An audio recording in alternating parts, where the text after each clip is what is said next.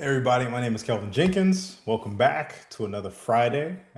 We've been talking about Dune University a lot lately and how we can get into navigating as individuals who are trying to enter into leadership, expand our leadership. It's all about the individual for Friday. So just want to give you that as a quick update, quick housekeeping. These are posted on LinkedIn, they're also posted on YouTube, and they're also streamed live from Riverside. So again, a lot of this is navigating. I had some questions from some folks talking about, hey, do you do this for individuals? Can you navigate with us in our space? So Fridays are where I'm no longer focused in on maybe the organizational issues or things that I see. It's more so focused in on people just like me, people just like you. So I want to just maybe start today off with a moment you probably already know.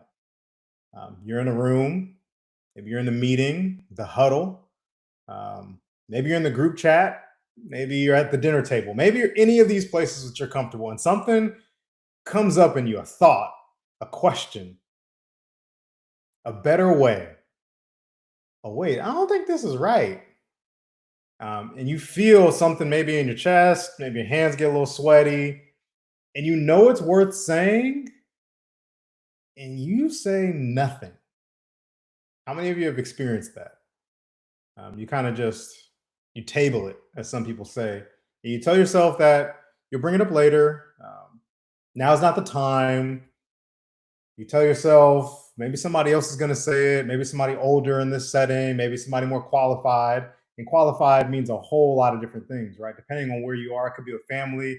Maybe you're thinking, oh, big mom will say it, dad will say it, uncle will say it, brother will say it, these people will say it. Maybe someone else will say it. Maybe when you're at work, it's also showing up there of like, oh, our boss knows, or oh, someone more senior knows, or ah, you're thinking that. And then someone else says the exact thing that you were holding, and the room kind of lights up, and it's not the person that you expected it to be.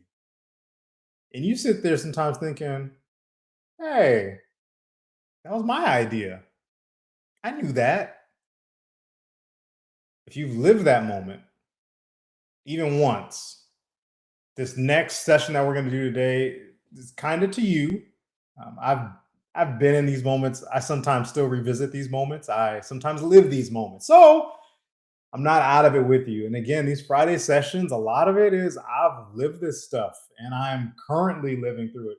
I don't think there's some magical epiphany that you'll run into. You're like, oh, I got the answer. I know I'm the leader. No, again, because remember, leading isn't about being ready, this figurative ready thing.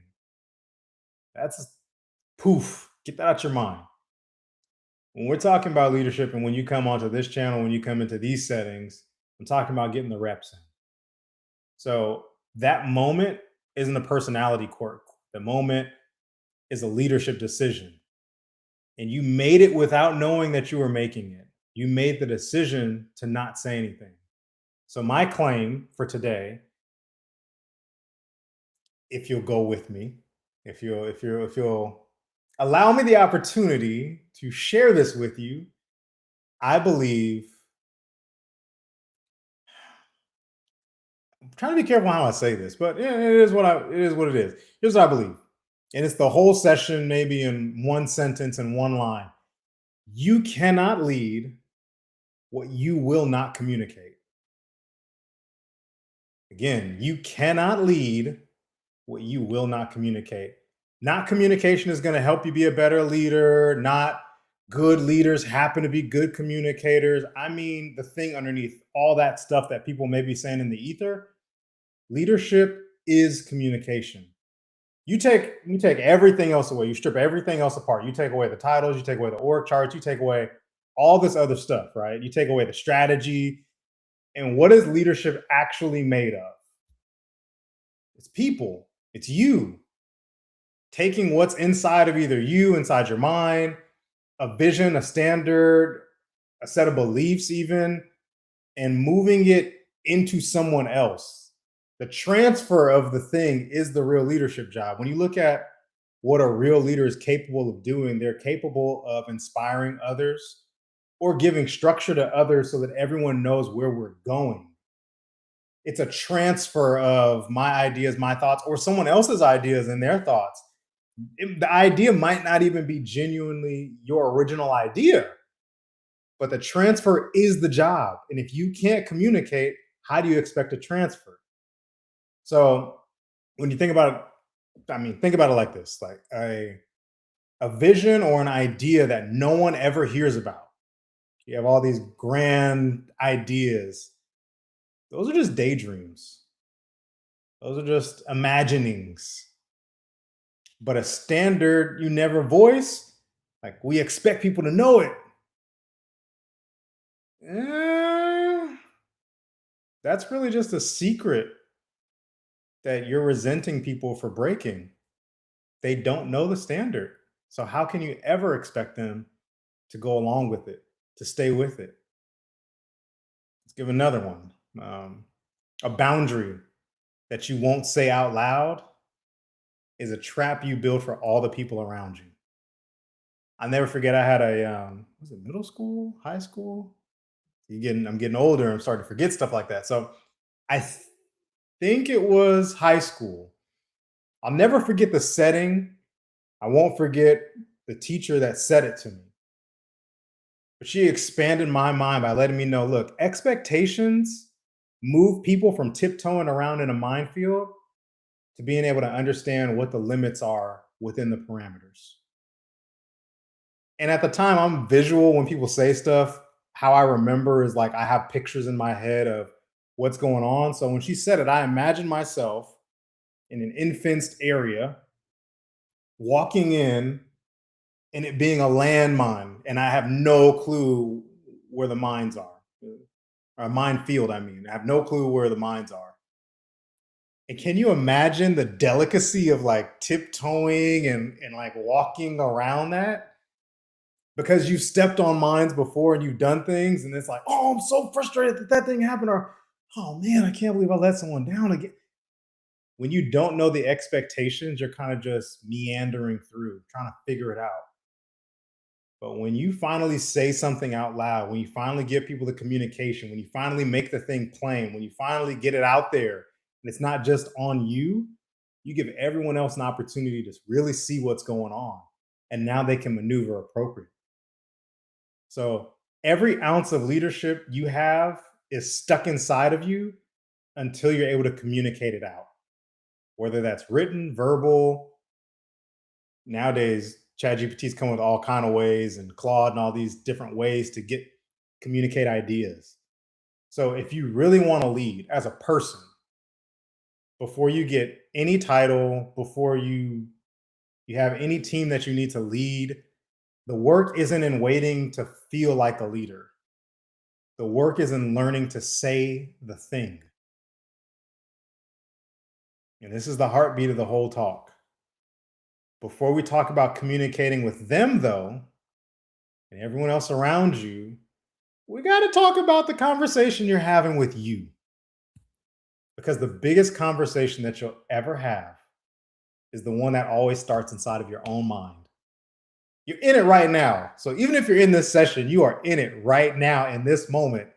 And you've been in it all day. What is it? It's 12:55 right now, my time. And whenever you're watching this, you can look at your own watch and be like, oh, what time? It's that time right now. Up until that point, you've been in a conversation with yourself all day long. And it started before you walked into my little setting right here, and it will not stop when you leave.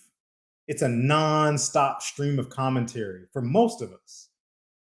There's commentary in there, there's judgment in there, there's permission in there, there's a there's prohibition in there, like what am I not gonna do? What can't I do? I'm allowing this person to get away with it. I'm allowing myself to do all this stuff. There's a gentleman, his name is Shirzad. He talks about positive quotient, PQ. And one of the saboteurs that he begins to speak about is the judge. He's like, we all have this judge in our mind where we're judging either what we do, what we fail to do, what others are doing, what they're failing to do. And it's constantly going on. Another gentleman is Dr. Daniel Amen. He begins to talk about ants, these automatic negative thoughts. And I say this stuff to people because I've learned it from others, read up on it. And not everyone wants to believe it. And it's funny because I'll say it and then automatically like, no, that's not. And I'm like, case in point. But anyway, that's a whole nother thing. So those thoughts and that commentary and that conversation is running underneath every single thing that you do. You never scheduled it. It's not like you wake up in the morning and say, I'll put this on my calendar today to have these thoughts. Like, no, they just show up and you can't mute it. Like, I know there's some Neuralink things that people are trying to experiment with, but for the most part, none of us have a button that we can press and be like, all right, I'm shutting that side of my brain off today. And you're the only person, get this, you're the only person who ever hears it. So it's constant, it's always on, it can't be muted, and it's something that only you can hear ever. And part of the problem with that is that most of us have never learned to lead that conversation. So it starts to lead us. Listen to what it says. Like, this is an example. Sometimes it's like, don't say that. You look stupid. They're going to think you're dumb. You don't know what you're talking about. You should already know this. Who are you to speak up? You're not old enough. You don't belong in this room. What if they find out? They won't take you seriously. It's like, it's like all this. Sometimes it's even anxiety driving. And I'm curious if for some of you that sounds familiar, because that's not random noise. That is the conversation that we tend to have inside of our heads. And every fear we're about to name is just that same voice talking to you, talking you out of leading before you even tried, talking you out of leading before you even open up your mouth. So again, I'm going to sharpen my claim one more time. If you can't communicate with yourself, if you can't lead the conversation in your own mind, how do you expect to lead anybody else? The loudest, longest, and most important conversation of your life is the one you're having with you. You're in constant dialogue with you. So if you can win that one battle, if you can navigate through that on a consistent basis, that one, and the rest will get easier. You lose that battle in the moment, and it won't matter how well you speak. You'll keep telling yourself out of the room. There's another gentleman. His name is leaving me right now. Ah, but he begins to talk about emotional intelligence and the importance of it, and how when we're starting down this pathway for emotional intelligence, it has to start with being aware. I have to be aware of me first before I can manage me. And so today is a little bit about being aware of you so that you can start to manage you. And some of you already know this. This isn't new. And sometimes it's good to hear it from a different perspective so that you can start taking action. You got to know yourself, you can manage yourself, you can begin to know others, and then you can manage others. And here's the really uncomfortable part of all this. And most of us aren't bad communicators. A lot of us are just avoidant ones. So we avoid the communication, or we avoid the conversation, or we avoid the thing that we don't want to deal with. And it's not that we don't have the words. We got plenty of words. I told you, this brain is talking all the time. It's that sometimes we won't let them out. So the real question isn't, how do I communicate better? The real question is, why don't I communicate at all?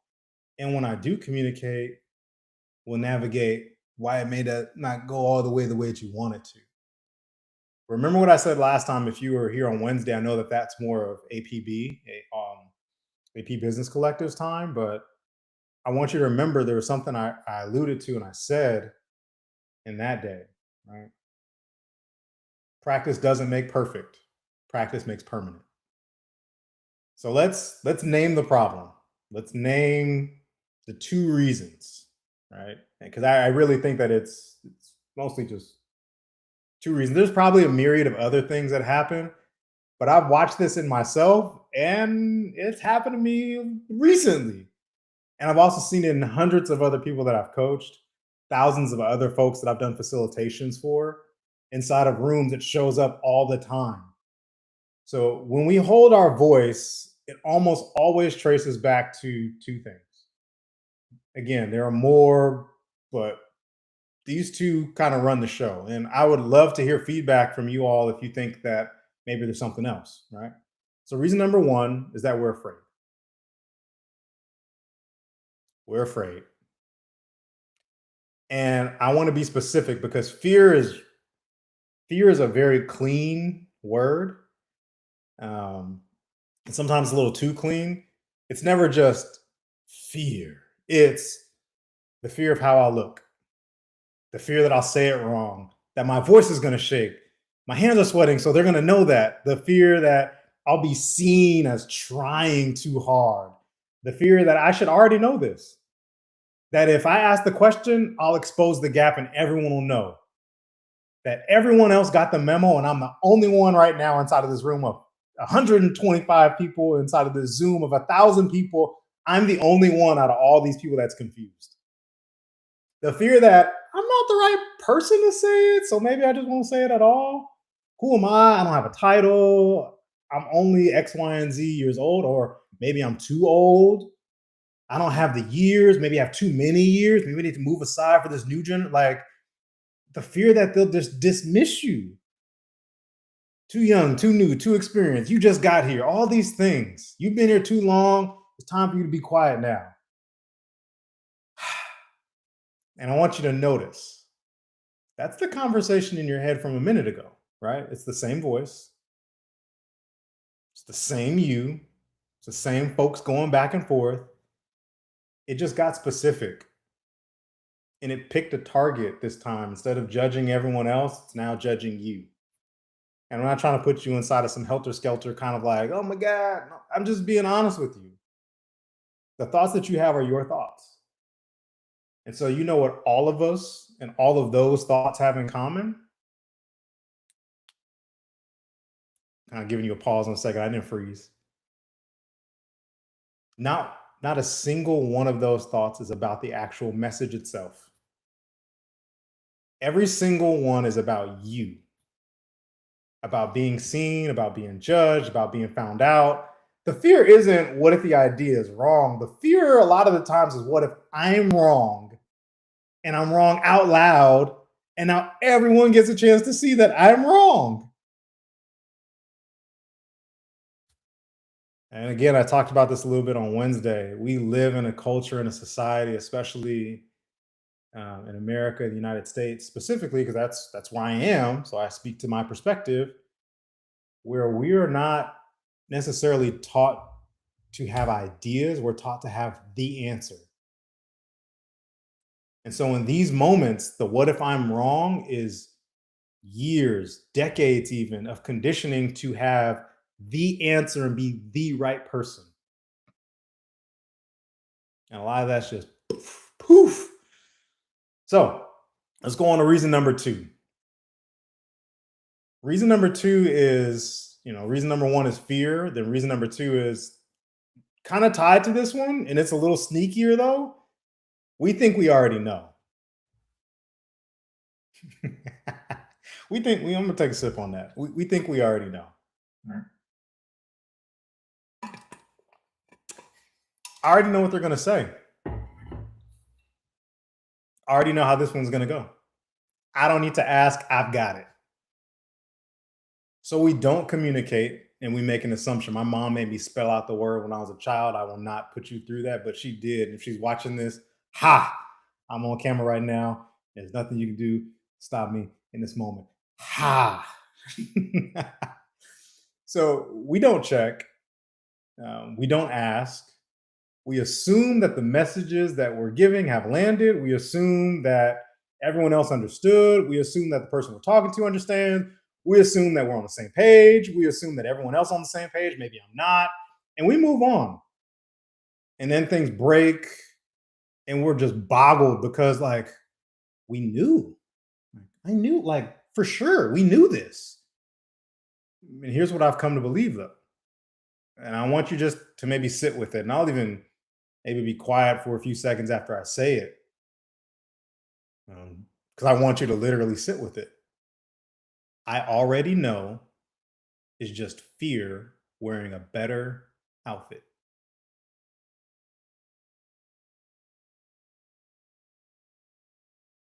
I already know is just fear wearing a better outfit.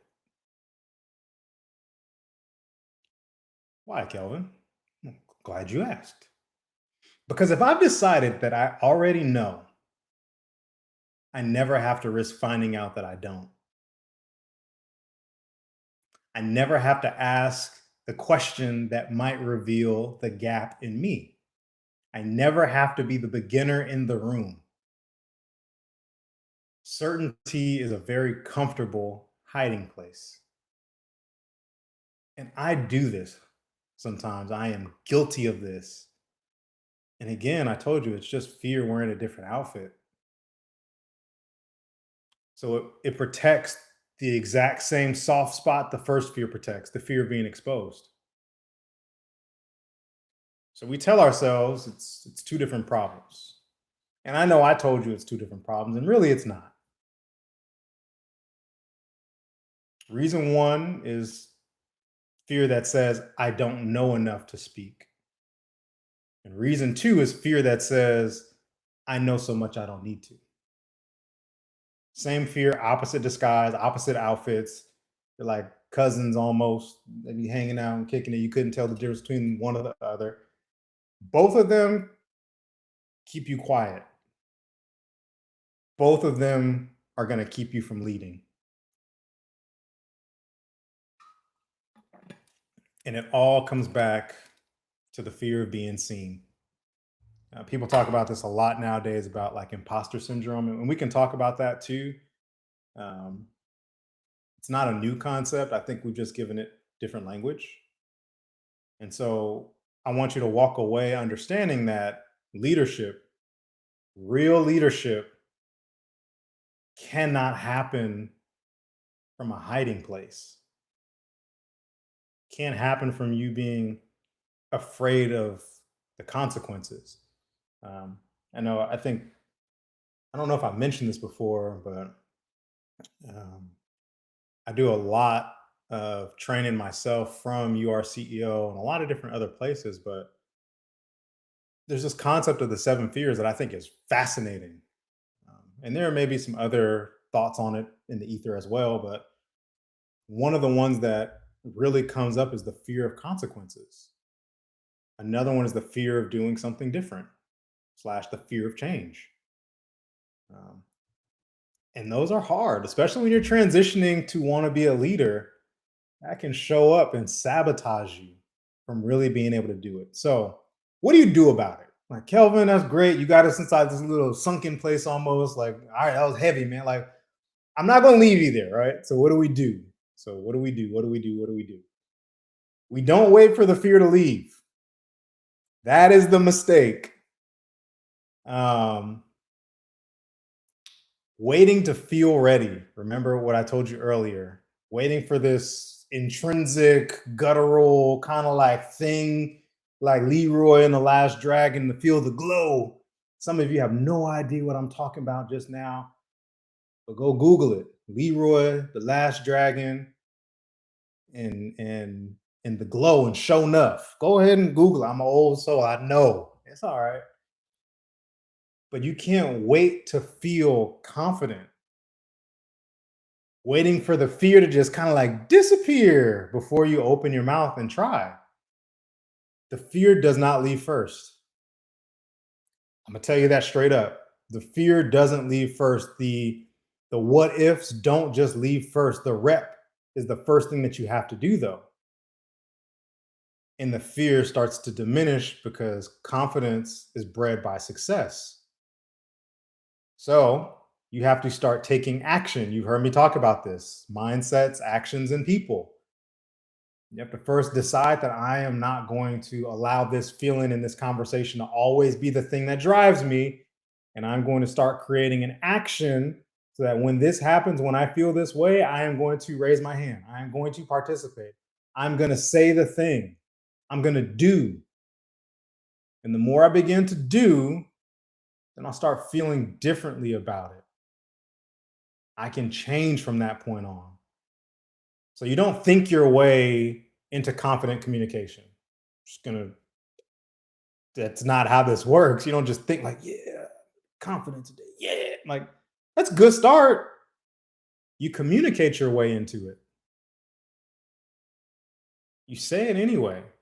That's the whole discipline. It's the whole point of today.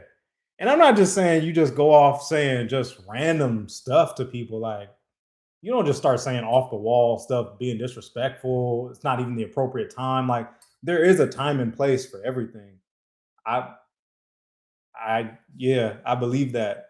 I know about a man named Solomon. He said that for everything, there's a time and a season. So there's a time and a place for everything. You know the difference though already between when you're making an excuse for the time and the place versus just saying the thing because it's appropriate. All right. So I just wanted that was free. Throw that in there. Y'all get a little extra on that one.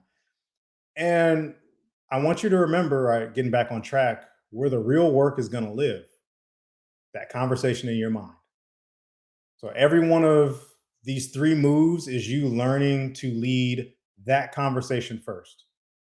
So you get that one right, and the words to the room will start to take care of themselves. You start getting experiences, you start getting exposure, you start knowing, like, okay, yeah, I got that one right, got that one wrong, but that's okay. So here's how you're gonna start. Three moves, right? Maybe I should write this down. That might be good. Let me see if I can do this. Share this window. Boom. All right, so three moves. Move number one. I hope you're all ready. Name the fear to yourself and in the moment. It's move number one. Reminds me when I was a kid. Name that Pokemon. Anyway, so when you feel your voice, catch it. Don't fight it. Catch it. Name it. I'm scared that I'll look like I don't know. Say it. Be honest with yourself. I'm scared that I think I don't know. The second you name it, two things happen. It loses its grip and you see it for what it is. It's a feeling and not a fact. How you feel is not always factual. How you feel is an emotion. Sometimes your emotions are based off of factual things happening in the world, but how I feel, that is not the facts. That is what's going on the inside. It's a chemical reaction to an external stimulus. We can get into all that. We won't today. So just because you have doubt, that doesn't disqualify you. Doubt is not a disqualification. It's just weather. It's just weather, like, storms, and it's just weather. It's rain, sunshine. It's just there. It's there. And the move is the whole thing in miniature, right? So how can we do this in small steps? The first person you ever lead is you. This is you interrupting the conversation in your head and taking the microphone back. Like, you don't get to use that microphone no more. Get out of here. It's like Showtime at the Apollo. You whopping them off the stage, okay? But you got to name it. Number two is going to be, how do we reframe this? Reframe why you're speaking.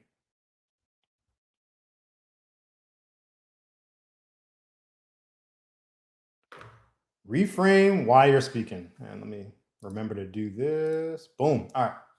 So remember when you're doing the reframe, so it's step two, right? You're not speaking to prove that you have the right answer.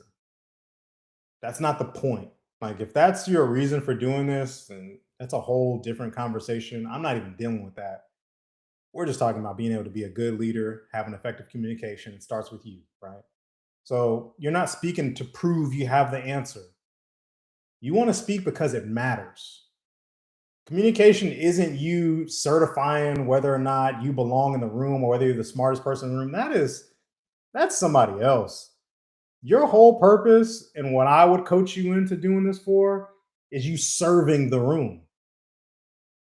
How are you going to serve the room, serve the mission, serve the vision, serve something bigger than you, bring value to it with what you see, and take the pressure off of trying to be impressive? And how do you just figure out, how do I make this useful? What does this room need me to say right now? And that question is so much bigger than your fear because it pulls the words right out of you. And if I'm being honest with you, sometimes we're getting stuck inside of a lot of ego, and that's where the issues are starting to show up. People want to, like, I gotta have the right answer, gotta do the right thing, gotta. It's not a Spike Lee movie. Just like, how do I have value for the room right now? How do I serve others right now? And then you realize it's not about you, because leadership, and now I know I'm getting to like some other deeper stuff on leadership ain't even about you. I'm just being frank, just being honest. It's not, it has nothing to do with you. If you're in this because you want people to praise you and you want to be the man, the woman, you want to be the one, whatever, this is not for you. Not the leadership I'm talking about. That's really excellent management, maybe. Maybe that's, I don't know, authoritarianism. I don't know. Don't, whatever. But the leadership that I'm talking about is being able to serve others. So again, how do you reframe? How do you reframe why you're speaking up? All right, let's move on to number 3, and then I will let you all go. Let's see, window, click this. All right, number 3. And try to keep these all on one page so it's visible. Okay, still visible. Number 3 is that I want you to take the smallest,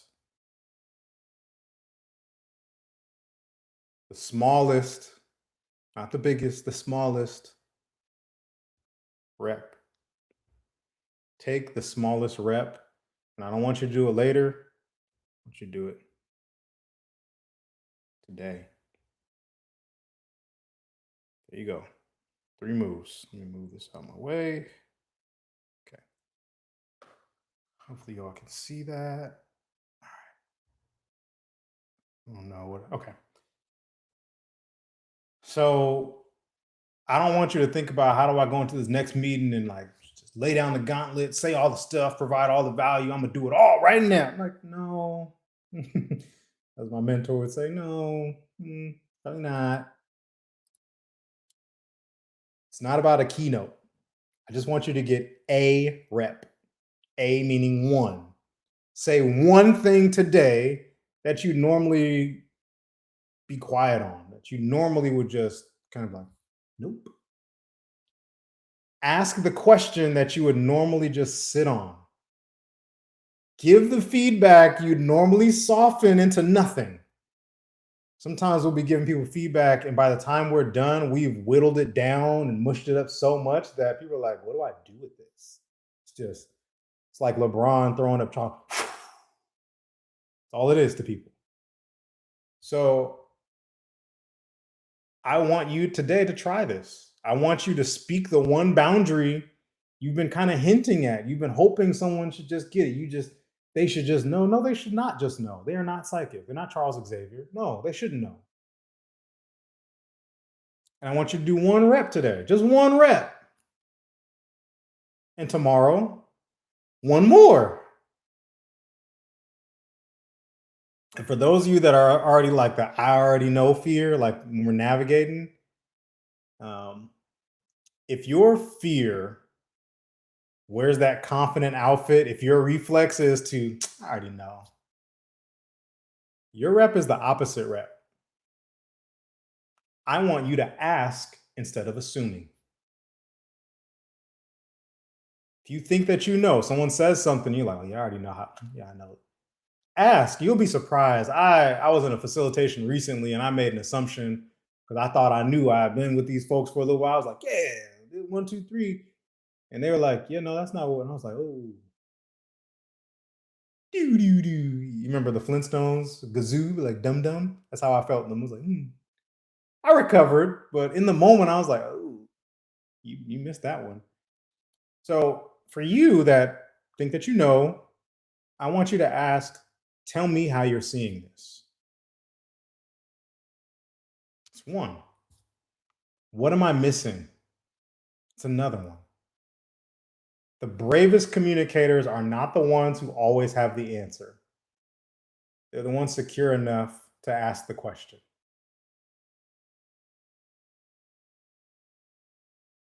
Now, I would go into like I have a whole framework of like dealing with difficult conversations.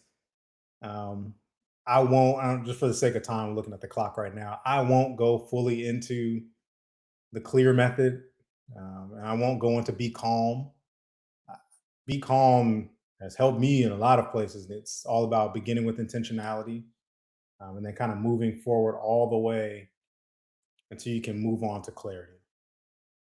But that's it. I'm gonna stop here. You given about a little over 30 minutes of your time today, so I want to be respectful of that. That's it. So all you're gonna do is name it, reframe it, and rep it. Name it, reframe it, rep it.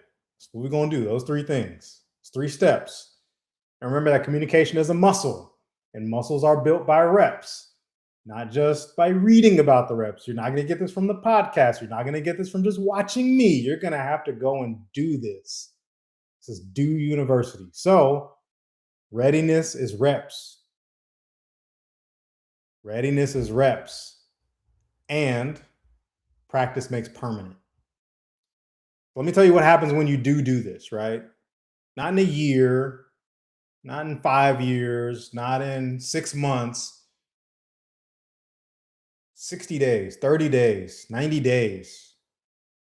The reps start to stack. I don't know if you've ever read James Clear's work on atomic habits, just being 1% better every single day. It adds up very quickly. It's compounding knowledge, compounding reps, compounding information put into action will actually give you different outcomes. So the thing that used to take everything you had, like this might be so difficult for some of you today. Speaking up, it's going to start to cost you a little less each time. And people start to notice, not because you got louder, but because you got clearer. You become the person in the room turns to, not because you have a title, and you might have a title, but you might not yet. But they're turning to you because you're the one who says the true thing when everyone else is holding theirs in. That's leadership. It'll never just be a title. It was never just the title. It has been, it was, and it will continue to be the willingness to speak when it was easier to stay quiet. And that version of you, they were never waiting on one more experience or one more promotion. I'm talking about you 30, 60, 90 days from today. You're not waiting for the role to change. You're not even waiting for permission. Like, stop that. It starts the day that you change the conversation in your own head. It starts the day that you stop letting it talk you out of the room. It starts the day that you make a decision. That future you was always just one rep away the entire time. So, in closing, um, I won't rush this part, but in closing, just to be direct and be honest with you, I enjoy doing these sessions because it matters. And if you want to begin to find out more, if you want to understand, like, all right, you keep saying some good stuff. How do we find out more? How do we get more involved? How do I like? Do you offer anything? Yes, I do. For those of you that know and don't know, I'm having a free webinar on August the 4th at 11 a.m. Pacific time. And I'm going to be going over one foundational question. Can I actually lead? In newsflash, the answer is likely going to end up being yes. It's the how we get to the yes, though, that's really going to matter the most. So, again, if you haven't already registered, please register. I'll drop the link underneath this into the comments. And if you want to just get together, you want to navigate, like, hey, Kelvin, that's cool. I just need some direct coaching, man. I've seen a lot of people on YouTube. I've seen a lot of people doing this. what you talking about, it resonates with me. This is the stuff that I need. Maybe even my team needs this. Like, let's set up a time to talk. Send me a message. I'll also drop in side of the chat dialogue after this. I'll drop in the clarity session, which is like 30 minutes of clarity. Like, let's talk and navigate and see what it is that I can help you navigate towards. Even if that 30 minutes doesn't lead to us in some kind of like working condition where you hire me on, maybe it's just that that 30 minutes is the gateway to changing the rest of your leadership trajectory. Again, my name is Kelvin Jenkins. I'm looking forward to seeing you soon, looking forward to having more sessions like this. Please go out there and lead like it matters, because it matters now more than it's ever mattered before. Take care.